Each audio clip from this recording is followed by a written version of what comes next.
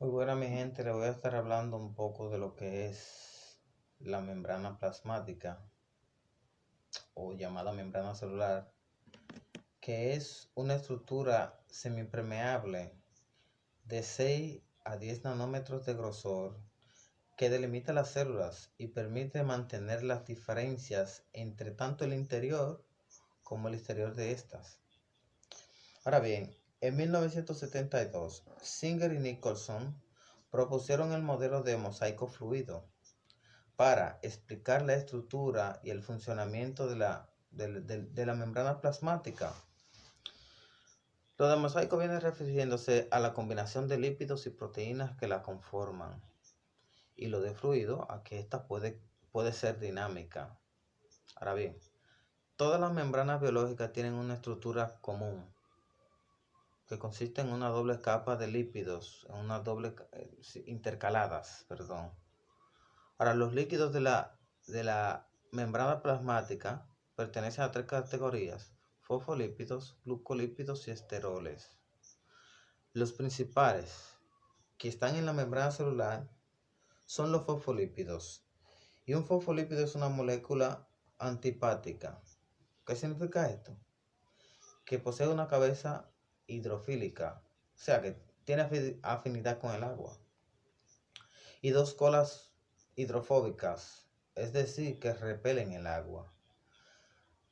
Para integrar la membrana plasmática, los fosfolitos forman una doble capa, conocido como una capa lipídica, en donde las cabezas polares quedan en el área superior arriba y las no polares forman una fase hidrofóbica entre ellas.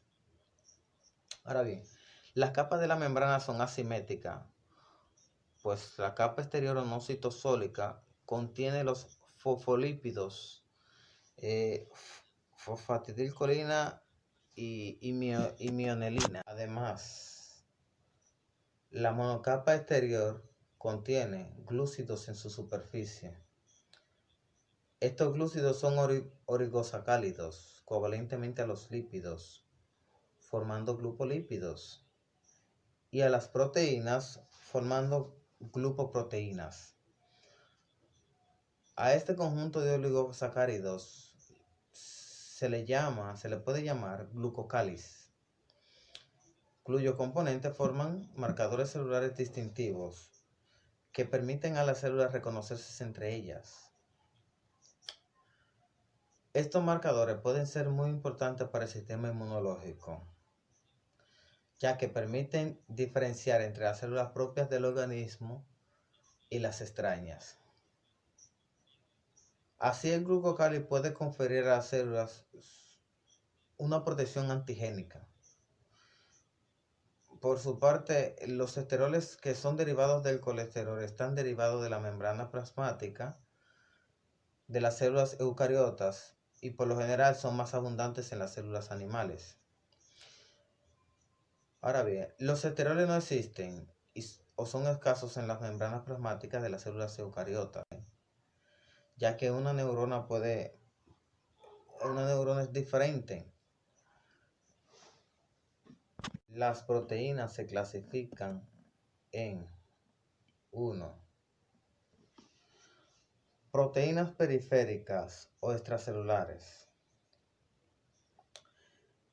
Estas se adhieren solo temporalmente a la membrana, ya sean a las fases hidrofóbicas o a las proteínas de membranas, mediante interacciones hidrofóbicas, o sea, electrostáticas o de otro tipo no covalentes. 2. Proteínas no integrales o extracelulares. Estas células se encuentran ancladas a la fase hidrofóbica, principalmente a la interacción hidrofóbica, incluso por medio de enlaces covalentes, siendo por ellos elementos permanentes de la membrana. Ahora bien, algunas de estas proteínas abarcan solo una parte de la proteína de la membrana, mientras que otras sí atraviesan a estas. Se puede decir tanto de un lado a otro. Ahora bien, las que se entienden por todas las membranas se pueden llamar como proteínas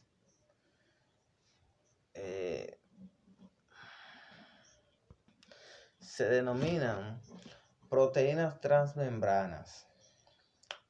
Entre sus diversas funciones, las proteínas integrales pueden actuar como canales y transportadores para el paso de moléculas a través de la membrana.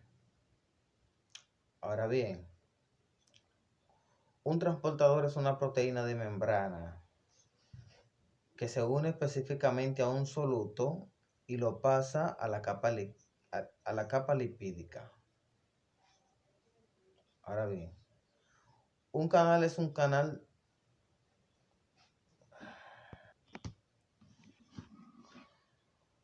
Un canal es una proteína de membrana que forma un poro hidrofílico a través de la membrana, el cual permite que solutos específicos, por lo general iones pequeños como hidrógenos, iodio, sodio, potasio, calcio y cloro, crucen la membrana a favor de su gradiente electroquímico. Todos los canales y muchos transportadores solo permiten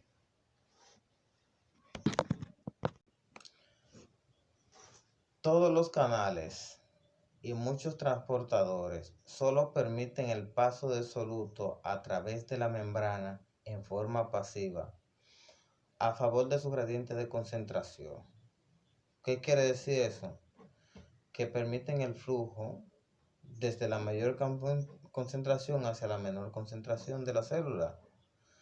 Eso depende del requerimiento energético de la célula. Ahora bien, pueden haber dos tipos de transporte en la membrana. ¿Cuáles son esos? Tanto el transporte pasivo como el transporte pasivo, el cual mi compañero hablará respecto a ese video.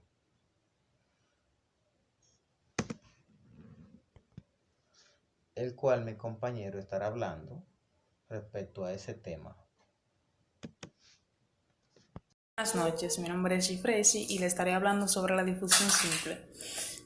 ¿Qué significa difusión simple? Significa que las moléculas pueden pasar directamente a través de la membrana. También podemos decir que la difusión siempre va a favor de un gradiente de concentración. Esto limita la máxima concentración posible en el interior de la célula o en el exterior si se trata de un producto de desecho, o sea, la basura, algo así parecido. También podemos decir, la efectividad de la difusión está limitada por la velocidad de difusión de la molécula. Por lo tanto, si bien la difusión es un mecanismo de transporte suficientemente efectivo para algunas moléculas, por ejemplo, el agua, la célula debe utilizar otro mecanismo de transporte para su necesidad. Hasta aquí fue mi parte y espero que hayan entendido. Gracias. Hola, mi nombre es Whitney y le estaré hablando sobre el transporte pasivo. El transporte pasivo es un movimiento de un sistema bioquímico, atómico o molecular. Este no necesita sobrecarga de energía, a diferencia del transporte pasivo que sí necesita una entrada de energía celular, ya que este es un cambio conducido por el crecimiento de la entropía del sistema. El índice del transporte pasivo, depende de la membrana celular y la cual depende de las características y organizaciones de, de los líquidos y proteínas de la membrana. Las cuatro principales clases del transporte pasivo son la dificultad simple, la dificultad facilitada, la filtración y la homólisis.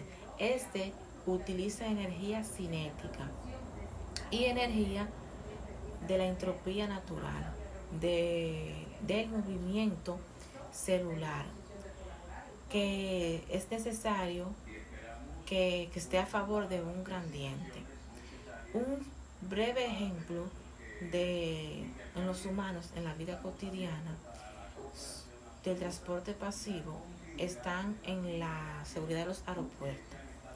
Como han podido notar, en la seguridad de los aeropuertos están las puertas que están diseñadas especialmente para que pasen los pasajeros o pasajes y evitar que pasen otras cosas como son armas de fuego, explosivos y aguas embotelladas.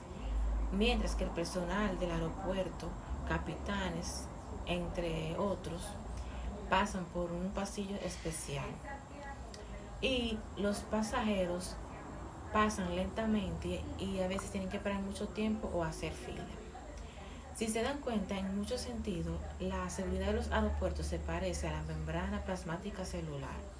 La membrana plasmática celular es especialmente permeable porque regula la sustancia que puede entrar y los tipos de sustancia la cantidad de sustancia que puede pasar y la cantidad que puede entrar y salir en un tiempo determinado, dependiendo del modo que quede.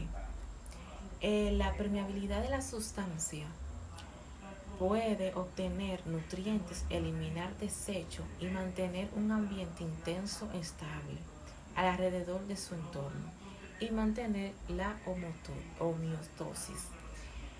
Este es un ejemplo del transporte pasivo. Espero que lo hagan entendido y hasta aquí mi exposición de transporte pasivo. Gracias. Saludos, mi nombre es Alberto Julio y voy a tratar el tema transporte activo. El transporte pasivo es una gran estrategia para el movimiento de moléculas dentro o fuera de una célula porque es barato, es fácil y todo lo que la célula debe hacer es quedarse allí y dejar que las moléculas se difundan en su interior. Pero esto no funciona siempre. Por ejemplo, supongamos que el azúcar glucosa está más concentrado dentro de una célula que fuera. Si la célula necesita más azúcar para satisfacer sus necesidades metabólicas, ¿cómo puede lograr que entre ese azúcar a la célula? Aquí la célula no puede importar glucosa, o sea, entrar glucosa gratis mediante la difusión, porque la tendencia natural de la glucosa será difundirse hacia afuera en lugar de fluir hacia adentro. La célula debe traer más moléculas de glucosa mediante el transporte activo. La diferencia principal del transporte activo con el pasivo es que la célula gasta energía, por ejemplo en forma de ATP, para mover una sustancia contra su gradiente de concentración. Aquí veremos con más detalles los gradientes de moléculas que existen a través de las membranas celulares, cómo pueden ayudar en este transporte o complicarlo, y cómo los mecanismos de transporte activo permiten a las moléculas moverse contra sus gradientes. Contra sus gradientes electroquímicos, ya que hemos visto los de concentración simple. Hay diferentes átomos o moléculas que pueden formar iones y tener cargas eléctricas positivas o negativas. También puede existir algo llamado gradiente eléctrico o diferencia de cargas a través de una membrana plasmática. De hecho, las células vivas normalmente tienen lo que se llama un potencial de membrana, una diferencia de voltaje eléctrico a través de su membrana celular. Y muchos compañeros míos han mencionado lo que es un gradiente electroquímico, pero no lo han definido. Esto es una medida que básicamente indica cuál es la dirección en la que cambia más rápidamente la concentración y el potencial eléctrico de una solución. El transporte activo es básicamente moverse en contra de un gradiente. Para transportar una sustancia en contra de un gradiente o de una concentración, estas células deben utilizar energía. Los mecanismos de transporte activo hacen justamente esto, gastan energía a menudo en forma de ATP para mantener las concentraciones correctas de iones y moléculas en las células vivas. De hecho, muchas de las células ocupan mucha de la energía obtenida en el metabolismo para mantener en funcionamiento los procesos de transporte activo. Un ejemplo práctico de esto son los glóbulos rojos que, usan los niveles internos, usan mucha energía para mantener los niveles de sodio y potasio internos iguales o nivelados con los de su entorno. Hasta aquí mi exposición, espero les haya gustado. Muchas gracias.